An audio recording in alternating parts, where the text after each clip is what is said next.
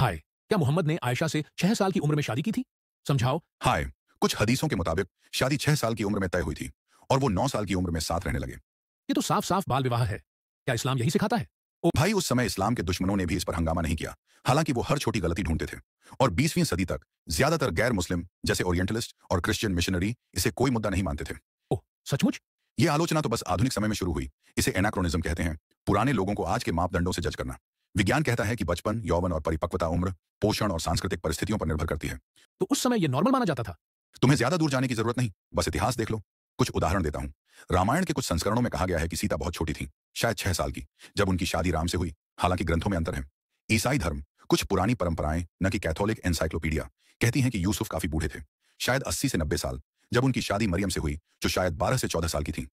भारतीय इतिहास 1891 में ब्रिटिश राज में सहमति की उम्र 10 से बढ़ाकर 12 साल की गई। कुछ हिंदुओं ने, जैसे बाल गंगाधर तिलक ने, विरोध किया, कहते हुए कि ये उनकी परंपराओं में दखल है। मैं इन्हें बुरा नहीं कह रहा, बस दिखा रहा हूं कि उस समय यह नॉर्मल था। अगर तुम इस सोच के साथ रहोगे तो तुम्हें अपने दादाजी की शादी को भी बाल विवाह कहना पड़ेगा, जो मोहम्मद के समय से भी पहले की बात है। समझ गया। हाय भगवान, मैंने इस तरह कभी नहीं सोचा।